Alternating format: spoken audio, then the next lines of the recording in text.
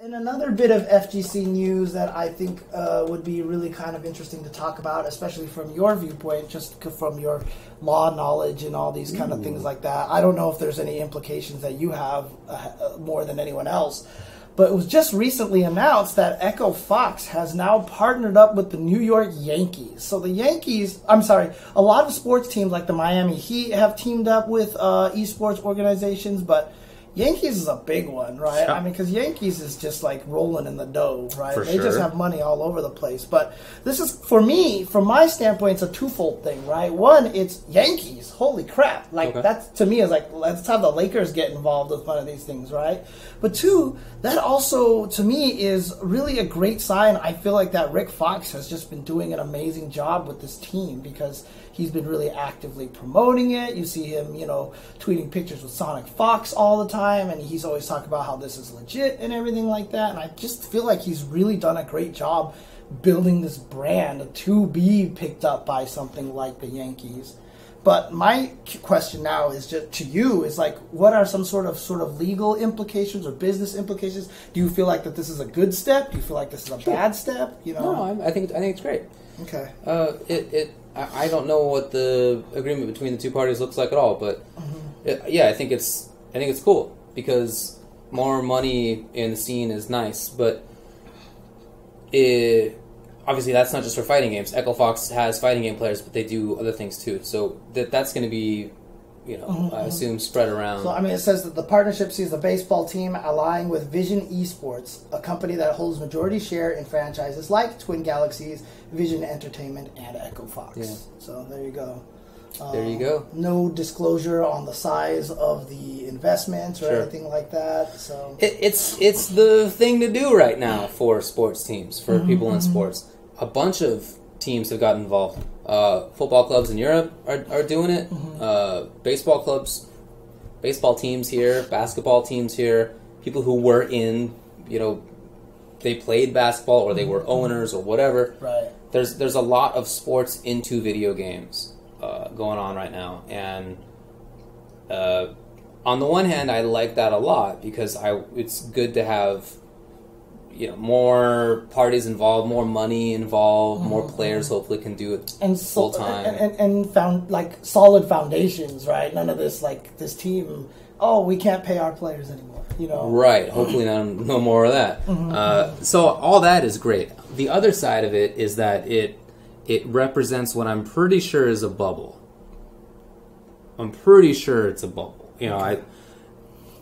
We'll see how it ends up. But esports has been here before a couple of times. There have been big bubbles burst in pre Street Fighter 4, like at least twice. Not really with fighting games involved, but it's happened before.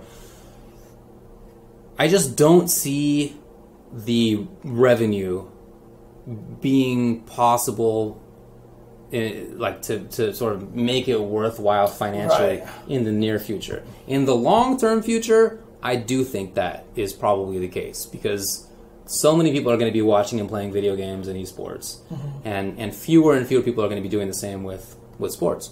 That's the trend so far among people who are 25 and younger by the polling that's been done so far. So I would expect that to continue. So I think long term it's probably fine, but short term, the thing that I'm most worried about, people were talking about it in the chat, is the Overwatch League. Yeah, I was just about to ask you about that because I don't know what's going on with the Overwatch League. I don't know what's going on with that situation. So Overwatch is a very fun game, but it came out at this point, a year and a half ago? It's been on for a while.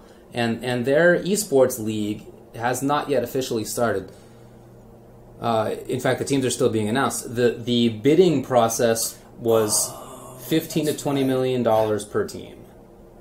They had to spend to get in there, and that's the bidding process. Who knows what other costs are involved? Probably a lot. It's probably a ton of money, just a ton of money being spent to get in to the Overwatch League, and it's done geographically. So there's like an LA team. I think there's a couple of LA teams actually. There's like a New York team. There's like a Seoul. So they're trying to set it up like sports, basically. Like sports, yeah. And they're giving their teams hilarious names like the Fuel, and the Shock, and the Valiant. I can't even say it and keep a straight face. Holy crap! Wow, the Valiant. Shock, the Fuel? I think the Dallas Fuel, if I recall correctly. And the LA Valiant. Woo! Anyway, so they've spent all this money. There's no like proven success for Overwatch in terms of esports. Right. People like playing the game, and a lot of people do play it, but not many people watch it. It does not get the kind of viewers that you would expect, considering how many people play it.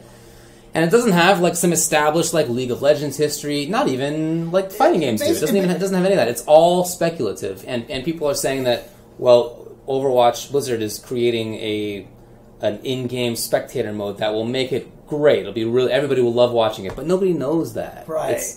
I don't. Maybe they do. It sounds Teams like do. I hope. It sounds like Blizzard is putting a lot into this and into a game that, like, I know a lot of people were mad at like Marvel when they wanted to announce a Marvel League before the game came out, and Justice announced the Injustice League before the game came out. But I feel like it's different because like that dedication is like their marketing budget. What Blizzard is doing with Overwatch, this is not marketing, but this is like you are going to ruin some people's lives if this does not go right budget. You know what I mean? Because 15 million? More like 20 million. 20 million to get your team? Million. And I know, like, didn't they turn down, like, some more established teams for some other teams? That League's been doing that. Riot's been doing that. Okay. Well, that's not true. Actually, yeah, there have been some cases in Overwatch, although, again, it hasn't been an esport before. They're making it. So there's a lot of unknowns. So someone subscribe. If you could just read this message out for them. From Milafune. Aha! I have noticed you. There you go. Shout out to Milafune. Thank you for the subscription. So we'll see. There's so that amount of money, I just feel like can't be anything but a bubble. Like that can't be real. Especially for a game that doesn't have that esports part established. Not established.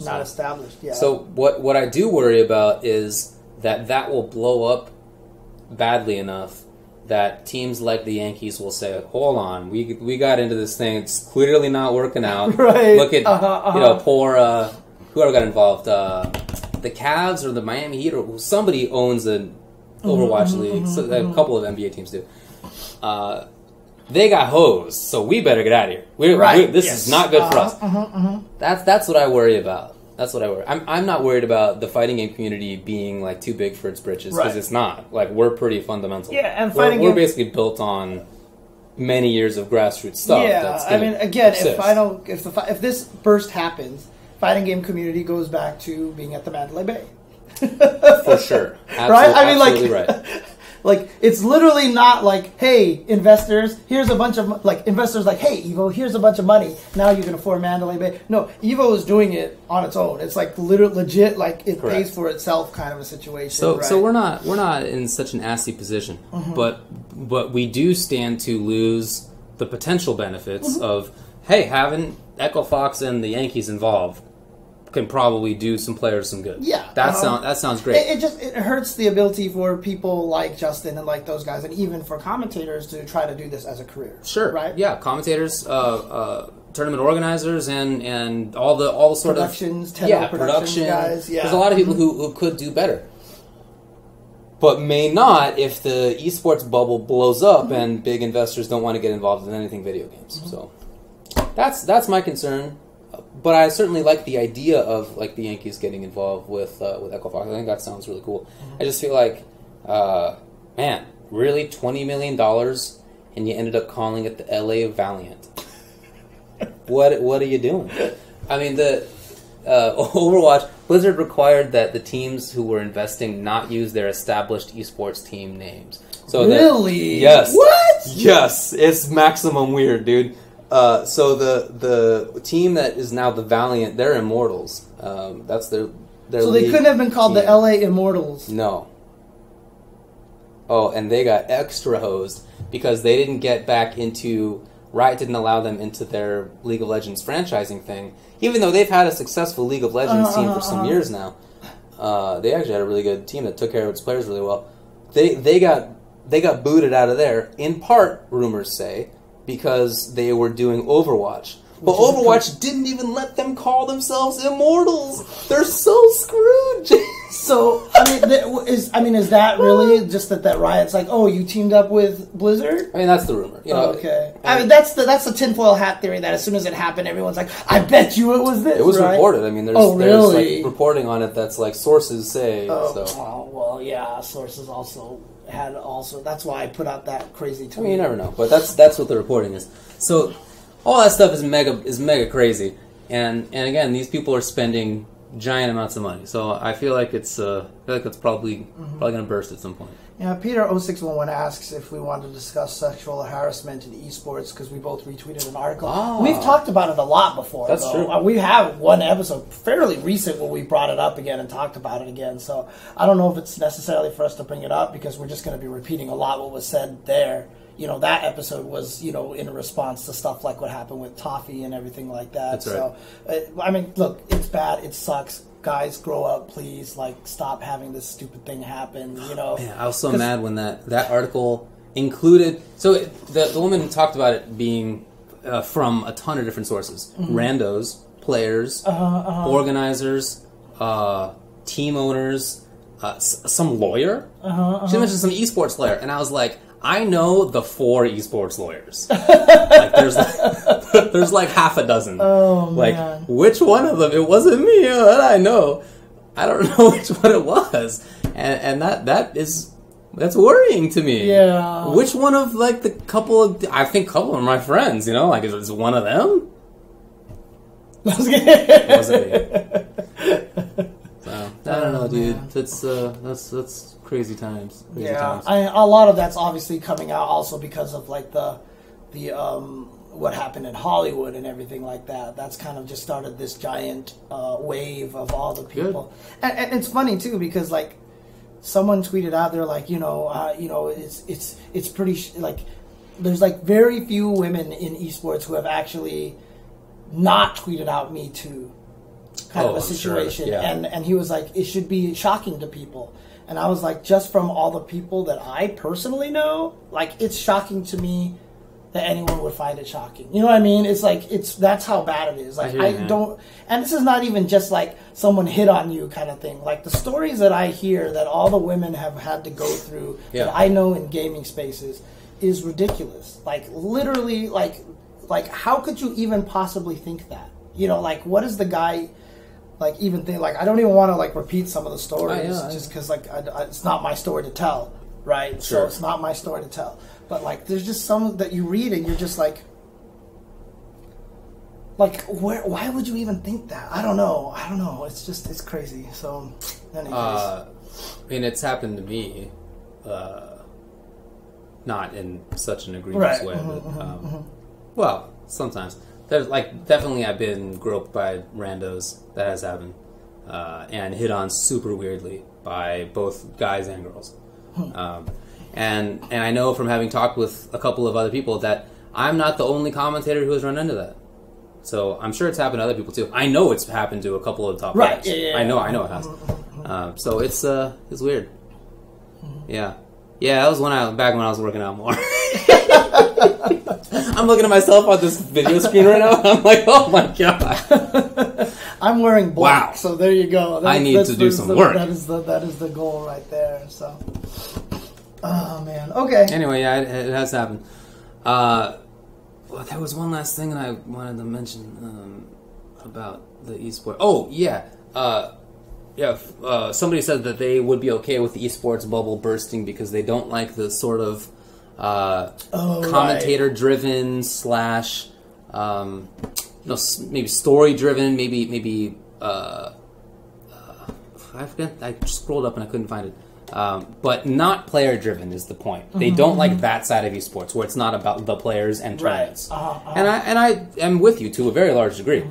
So if esports gets blown up and reforms itself, then I think it would be important to try to make sure that is what happens. But, I mean, look, James, you and I, and basically everybody in the FGC has been telling everybody else in esports since forever that the way to do this thing well is to have the grassroots do it from the ground up. Literally for 10 years we've been having this conversation. I feel like the first time I ever talked about it was like in 2010, like in early Street Fighter 4 days. Somebody from Esports was like, "Hey, you guys should get some big investor in here." This all came up with MLG when they tried to pick up that. They tried to pick up FGC, and I was like, no, I was super against it for sure. So in those intervening years, the FGC has built via Grassroots. We have people who are all endemic, more or less. There is certainly some outside money, but the people actually involved, even from those outside money organizations, they hire FGC people to like dole out the cash that they, that it's basically all FGC. So we're in a great position, and we've, I think, done a pretty good job of maintaining it as a player-driven thing, as a tournament-first thing. So, I mean, I don't know if people notice this, but like my commentary, even in the last year and a half, has shifted very, very much into players. Like, I'm just trying to tell stories of players as much as possible. That's why I focus so much on things like Mena RD's attitude between games, or I talk about how, like, what people, even this weekend at Tetris, in one of the grand finals, one player went ahead against the favorite by a lot, still lost. The next game they had a close game and lost. And my comment before the third match was like, man, you had this giant lead and you lost. And then now you're tied and you lost. Like, at this point in time, what are you thinking at this point? Like, I cannot win. Like, your brain is so messed up. And, that's the kind of thing that I like to focus on. I like to focus on the stories of the players, on their psychology, on what they're thinking. Because, to me, it's always been about that. Even when I made EVO trailers. If you watch the EVO trailers, it was all game footage, and then it slowly kept shifting towards more focus on the players, to the point where the last trailer I made sure to record everybody's face on a green screen, so I could green screen them back there and do that. My blah is better. Like, I literally made sure to do that so I could show the players in the trailer. You know what I mean? Like, it's always about the players. Like, I'm with you. That's certain. That's the background, the basis of what we do. As much as I want to commentate everything, and I would love to from a financial standpoint, I would rather that we be replaceable. Yeah, for sure. You know what I mean? I would 100%. rather that we be replaceable, because we are not as important as the players. Entirely agreed. Entirely agreed. But as we've been doing it that way, the whole time, people in the rest of esports, because I've continued to have these conversations, as I go to various events and whatnot, why don't fighting game people get more outside funding? Why don't you guys go look for some, major investments? Why don't you get some angel investors and rain down money on you guys? And that's what I say. This needs to be a ground up thing. I don't want to have some crazy inverted pyramid that can tip anywhere. I want the solid stuff. I want to make sure it can last. Yeah. But that is not how basically any other esport ever did it. This is why I always make that comment. If the investors go away, we go back to the Mandalay Bay. Yep. And the only reason why that happened is because we have done this through grassroots methods. And so I don't want any big money company to jump in there. And the reason why I'm okay with, Red Bulls and ESLs jumping in now is because I've said it back then, when we merged with MLG, if we had merged in like 2010, MLG was more important to us. We were the beneficiaries. Nowadays, something like ESL and like ELEAGUE and stuff like that, they're the beneficiaries of our popular. They're trying to get in on us. We are holding the cards. I'm with you. And it's a very big different standing point. Totally. You know what I mean? Like if ELEAGUE came and was like, you know what, you have to do it this way, then we could just be like, you know what, well, we're not going to support you. We're just going to go back to EVO Mandalay Bay. We're fine, So like, I totally hear you, man. That's why I like how we're going. I think we have a much more solid foundation. Definitely we do. Definitely we do. But again, that's not how other games went. And because of what they are doing and have done, I think there's going to be a big bubble. So, alrighty, enough.